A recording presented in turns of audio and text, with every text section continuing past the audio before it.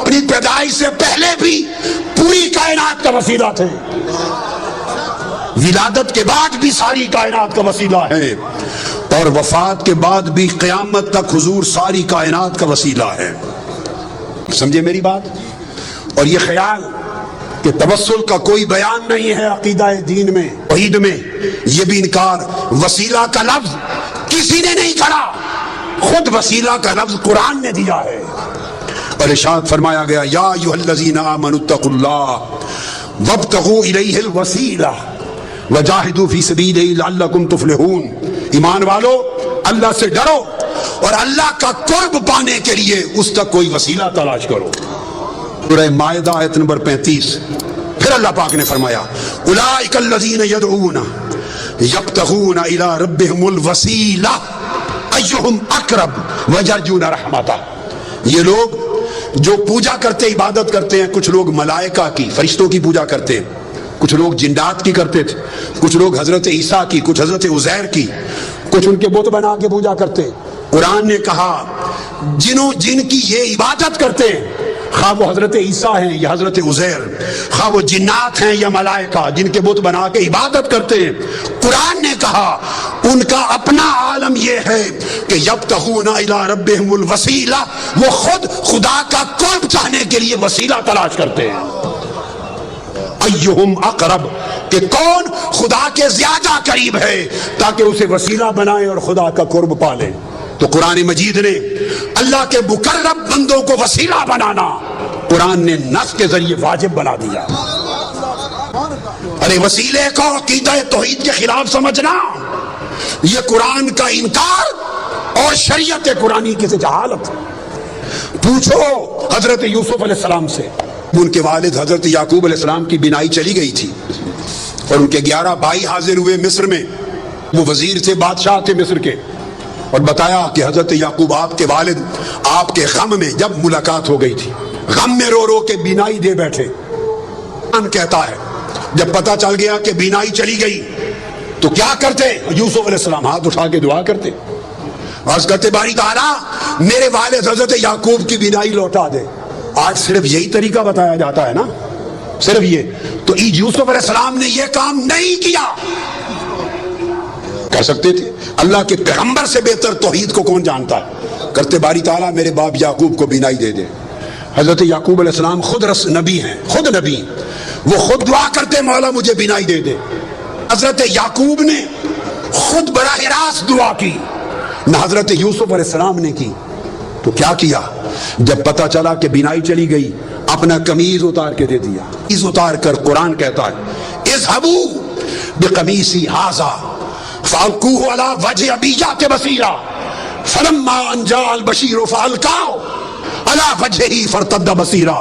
اپنا قمیض اتارا جو حضرت ابراہیم علیہ السلام کے وقت سے ان کے پاس چلا آتا تھا، اتار کے قمیض دیا اور کہا یہ میرا قمیض میرے والد حضرت یعقوب کے چہرے آنکھوں پہ رکھنا، اس کے وسیلے سے بینائی آ جائے گی۔ قرآن بول رہا ہوں، پر وہ قرآن بتاتا ہے کہ جب وہ قمیض لے کے بھائی آیا، حضرت یعقوب کے چہرے پہ رکھا، حضرت یوسف کے قمیض کے وسیلے سے بینائی لوٹ آئی۔ اب وسیلے کا انکار کرنا دو پیغمبروں کی سنت کا انکار ہے اور قرآن مجید کی نص کا انکار ہے۔ یہ کیسی جاہلانہ توحید ہے، تمہیں وسیلے سے دور لے جا رہی ہے۔ ارے وسیلہ مصطفیٰ کے بغیر تو آپ کے ہمارے باپ حضرت آدم کی توبہ بھی قبول نہ ہوتی۔ آقا علیہ السلام کی اپنی سنت دیکھیے کیا ہے، اپنی سنت آقا علیہ السلام کی، کہ حضور خود بھی وسیلے سے دعا کرتے۔ سبحان اللہ۔ میں آپ کو حدیث دے رہا ہوں، اور یہ حدیث دے رہا ہوں، آج تک کسی محدث نے آقا کی اس دعا کی روایت کو رد نہیں کیا، رد نہیں کیا۔ اور وہ دعا کیا ہے کہ سیدنا علی المرتضیٰ کرم اللہ وجہہ الکریم کی والدہ ماجدہ جب وفات پا گئی، حضرت فاطمہ بنت اسد بن ہاشم، آقا علیہ السلام کی چچی تھی، پالا تھا، پیار کیا تھا، وفات ہو گئی جب تو آقا کو بڑا غم تھا۔ ان کی قبر کھودی مولا علی المرتضیٰ کی والدہ حضرت فاطمہ بنت اسد، جب قبر کھودی تو آقا علیہ السلام خود قبر میں لیٹ گئے، پھر ان کو لحد میں اتارا گیا، لحد میں اتار کر جب اتار چکے تو آقا علیہ السلام نے خود قبر پہ کھڑے ہو کے دعا کی.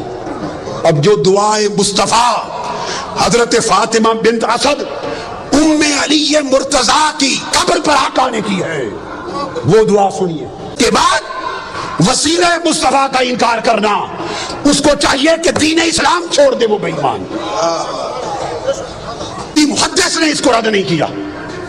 آپ نے دعا کی اور دعا کی اللہم اللہ الذی یحیی و یمیت وہو حی لا یموت اغفر لأمی فاطمہ بنت اسد ولقنھا حجتھا. اے اللہ جو زندہ اور سلامت ہے، قائم و دائم ہے، جو فوت نہیں ہوتا، میری ماں فاطمہ بن اسد کی بخشش فرما، اس کو اس کے کلمہ کی تلقین فرما. اور آگے ووسع علیہا مدخلہا، اس کی قبر کو اس پر وسیع کر دے بے حق کے نبی کا، تجھے تیرے نبی محمد مصطفیٰ کا وسیلہ. آقا علیہ السلام دعا کر رہے ہیں، فرمایا وسع علیہا مدخلہا بحق نبیک، بالا باری تعالیٰ تجھے میرا واسطہ، میرا وسیلہ، محمد مصطفیٰ کا وسیلہ، اس کی قبر کو وسیع کر دے. والانبیاء الذین من قبلی، اور ان سب نبیوں کا واسطہ وسیلہ جو مجھ سے پہلے ہوئے. اب یہ کہنا کہ اس طریقے سے دعا کرنا جائز نہیں کہ نبی کے واسطے سے بخش دے، نبیوں کے واسطے سے بخش دے، فلاں کے وسط کے وسیلے سے بخش دے، ایسا اگر کوئی شخص کہے تو اس سے بڑا جاہل کوئی نہیں ہے قرآن اور حدیث کا. آقا علیہ السلام نے سنت بنایا. اس حدیث کو سنیے، امام طبرانی نے روایت کیا، امام ابو نعیم نے روایت کیا، امام حیثمی نے روایت کیا، امام ابن حبان نے روایت کیا، امام حاکم نے روایت کیا اور کہا رجال الصحیح ہیں، اس حدیث کے رجال سند صحیح ہے. یہ آقا علیہ السلام نے خود اپنے وسیلے سے دعا کی. ارے جب آقا علیہ السلام کی ولادت بھی نہ ہوئی تھی، حضرت عمر فاروق رضی اللہ تعالیٰ عنہ روایت کرتے ہیں، سرکار فاروق اعظم. اس حدیث کو امام حاکم نے روایت کیا، امام بیہقی نے، اور امام حاکم نے کہا ھذا حدیث صحیح الاسناد. پھر اس حدیث کو حافظ ابن کثیر نے روایت کیا، علامہ امام سیوطی نے روایت کیا، علامہ ابن تیمیہ نے روایت کیا، مجموع الفتاوی جلد 2 صفحہ 151، علامہ ابن تیمیہ نے. اور اس روایت کو بیان کر کے جرا نہیں کی، اس کو کہا کہ یہ حدیث دیگر حدیث سیاح کی قرآنی آیات کی طرح تفسیر کرتی ہے، مقبول قرار دیا. سیدنا فاروق اعظم نے کہا کہ آقا علیہ السلام نے فرمایا، آدم علیہ السلام جب زمین پہ آئے تو دعا کی، یا رب اسألک بحق محمد لما غفرت لی، میں تجھے واسطہ محمد مصطفیٰ سے بخشش مانگتا ہوں. اللہ نے فرمایا فقد غفرت لک ولولا محمد ما خلقتک، آدم تو نے مصطفیٰ کا وسیلہ پیش کیا ہے، میں نے تیری خطا معاف کر دی، اگر محمد نہ ہوتے تو تجھے بھی پیدا نہ کرتا. میں نے اختصار سے بتا دیا، اور اس کو میں نے کہا کہ ابن تیمیہ نے بھی تک نے اس کی تصریح اور تائید کی، امام طبرانی نے حدیث سے صحیح کے ساتھ تائید کی. اب میں اگلا حوالہ دے رہا ہوں. عبداللہ ابن عباس روایت کرتے ہیں، قرآن مجید کی آیت ہے، قرآن مجید کہ بنی اسرائیل جب لڑائی کرتے تھے اوس اور خزرج کے مقابلے میں یا کفار کے مقابلے میں، تو فتح یابی کے لیے آقا علیہ السلام کا وسیلہ پیش کرتے تھے.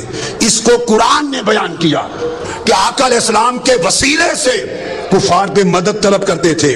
عبداللہ ابن عباس روایت کرتے ہیں ان یہود کانوا یستفتحون علی الاوس والخزرج برسول اللہ قبل مبعثہ، حضور کی بعثت سے پہلے اوس و خزرج پر فتح یابی کے لیے یہود حضور کے وسیلے سے دعا کرتے تھے. اسی روایت کو جو میں نے بیان کی امام ابو نعیم نے سن لیے، کتنوں نے روایت کیا دلائل میں، حافظ ابن حجر عسقلانی نے اس کو روایت کیا اصابہ میں، امام طبری نے تفسیر ابن جریر میں، امام ابن ابی حاتم نے اپنی تفسیر میں، حافظ ابن کثیر نے اپنی تفسیر میں، اور پھر امام بغوی نے تفسیر معالم التنزیل میں، علامہ زمخشری نے اپنی تفسیر میں، امام قرطبی نے اپنی تفسیر میں، امام بیضاوی نے اپنی تفسیر میں، امام نصفی نے اپنی تفسیر میں، امام ابن حبان نے اپنی تفسیر میں، امام خازن نے اپنی تفسیر میں، امام اندلسی نے اپنی تفسیر میں، ابن کثیر نے اپنی تفسیر میں، امام ابو سعود نے اپنی تفسیر میں، سیوطی نے اپنی تفسیر میں، اور علامہ علوسی نے اپنی تفسیر میں، روح البیان نے اپنی تفسیر میں، امام شوکانی نے فتح القدیر میں، قاضی ثناء اللہ پانی پتی نے اپنی تفسیر میں. الغرض جو تفسیر دنیا کی ائمہ کی اٹھائیں، کسی ایک مفسر نے 1200 سال کے ذخیرہ تفسیر میں اس کا انکار نہیں کیا، ہر ایک نے بیان کیا۔ آج کوئی شخص کیا جرأت رکھتا ہے کہ قرآن کی اس آیت کی تفسیر کا انکار کرے جسے 1400 سال تک ہر امام تفسیر نے اور ہر محدث نے اس کو بیان کر کے اس پر اعتماد کیا۔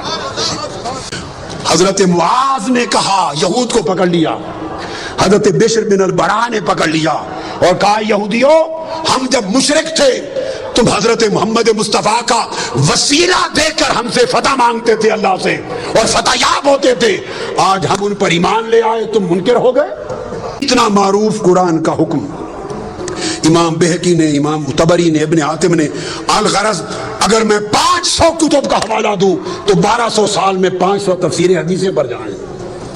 کون انکار کر سکتا ہے سوائے اس شخص کے جو جاہل ہے، جس نے عربی کتابیں کبھی کھول کے نہیں دیکھی، جس کو 2 سطریں پڑھنی نہیں آتی اور وہ لوگوں کے سامنے عقیدہ بیان کرتا ہے۔ پھر اس کے بعد آقا علیہ السلام نے حکم دیا، جو تو عمل تھے۔ اسلام کی بارگاہ میں ایک نابینا شخص آیا، عثمان بن حنیف روایت کرتے ہیں، عرض کیا یا رسول اللہ میں نابینا ہو گیا ہوں، دعا کر دے میری بینائی آ جائے۔ مختصر کر رہا ہوں۔ آقا نے فرمایا چھوڑ دوں آخرت کے لیے اچھا ہے یا کر دوں؟ نہیں آقا دعا کر دے ٹھیک ہو جاؤں۔ میرے آقا نے فرمایا پھر میں دعا نہیں کرتا، تمہیں دعا سکھاتا ہوں تاکہ قیامت تک میری امت کو دعائے وسیلہ مل جائے۔ دعائے وسیلہ تاجدار کائنات نے سکھائی۔ کون ہے مصطفیٰ کی سکھلائی ہوئی دعائے وسیلہ کا جو انکار کرے؟ آقا نے فرمایا گھر جا، وضو کر دو، نفل پڑھ اور یوں دعا کرنا، اللہم انی اسألک توجہ الیک بمحمد نبی الرحمت، یا محمد پکارنا میرا نام لے کر، انی قد توجہت بک الی ربی فی حاجتی ھذہ لتقضی اللہم فشفع فی، دعا کرنا ہے اللہ میں تجھ سے سوال کرتا ہوں اور تیری بارگاہ کی طرف متوجہ ہوتا ہوں، نبی رحمت حضرت محمد مصطفیٰ کے وسیلے سے، حضور کے واسطے سے، یہ کہہ کر آقا نے فرمایا پھر مجھے پکارنا، کہنا یا محمد۔ آج لوگ کہتے ہیں کہ حضور کو پکارنا جائز نہیں، ارے جائز ناجائز کی شریعت آپ نے اور میں نے بنائی ہے، جائز ناجائز والی شریعت مصطفیٰ نے بنائی ہے۔ یہ حق نہ تجھے ہے نہ مجھے ہے، یہ حق مصطفیٰ کو ہے۔ مصطفیٰ خود فرمائے گھر جا کے دعا کر کے مجھے پکار کے کہنا یا محمد، تم حضور کے منکر ہو۔ یہ کہہ کر انہوں نے دعا کی یا محمد آپ کے وسیلے سے اللہ سے مانگتا ہوں۔ تو پھر حدیث پاک میں آتا ہے آگے اس نے حضور کے وسیلے سے دعا مانگی۔ عثمان بن حنیف کہتے ہیں ابھی ہم بیٹھے ہی تھے، مجلس ختم نہ ہوئی تھی کہ وہ شخص بینا ہو کر پلٹ کر آ گیا مصطفیٰ کی بارگاہ میں۔ حضور کے وسیلے سے دعا مانگنے کی دیر تھی کہ بینا ہی لوٹ آئی۔ یہ حضور کی حیات پاک تھی۔ اب بعض لوگ یہ کہتے ہیں کہ وفات کے بعد حضور کو نہیں پکارنا چاہیے اور وفات کے بعد آج حضور سے نہیں مانگنا چاہیے، وفات کے بعد حضور کا کوئی وسیلہ نہیں۔ ارے خدا کے بندو، اپنے من گھڑت دین کو لوگوں کو بیان کر کے گمراہ نہ کرو، وہ دین بیان کرو جو مصطفیٰ نے سکھایا ہے۔ اب یہی حدیث امام طبرانی روایت کرتے ہیں اور امام بہقی روایت کرتے ہیں، امام منذری روایت کرتے ہیں اور لکھتے ہیں حاضر حدیث صحیح، کوئی یہ نہ کہے کہ حدیث ضعیف دے رہا ہوں، ائمہ نے حدیث کو صحیح لکھا۔ کہتے ہیں وہی شخص حضرت عثمان غنی کا زمانہ تھا، وہ حیات تھا، وہ جس کی بینائی لوٹ آئی تھی حضور کے وسیلے والی دعا سے۔ ایک اور شخص تھا، اس کو کوئی کام تھا سیدنا عثمان غنی کے بعد، وہ بار بار جاتا، دروازے کے بواب اسے ملنے نہ دیتے، اس کی حاجت پوری نہ ہوتی، وہ پریشان ہو گیا۔ اچانک اس کی ملاقات عثمان بن حنیف والی روایت میں وہ جو نابینا تھا، حدیث الدریر، جو بینا ہو گیا تھا حضور کے وسیلے سے، اس سے ہو گئی۔ اس نے کہا گھر جا کے یہ دعا پڑھو اور حضور کو پکارو یا محمد۔ آقا علیہ السلام کا دور گزر گیا، سیدنا عثمان غنی کا زمانہ ہے، اس نے پھر دعائے وسیلہ پڑھی، یا محمد پکارا، پکار کے پلٹا، سیدنا عثمان غنی کے دروازے پر گیا ہی تھا، جو بواب اسے کھڑا نہیں ہونے دیتا تھا، اس نے بازو پکڑا اور عثمان غنی کی کرسی کے ساتھ ڈال کے بٹھا لیا، وہی اس کا کام ہو گیا۔ اور محدثین فرماتے ہیں کہ اس سے ثابت ہوا کہ قیامت تک جب حاجت ہو تو وسیلہ مصطفیٰ کی ان کلمات کے ساتھ دعا کی جائے۔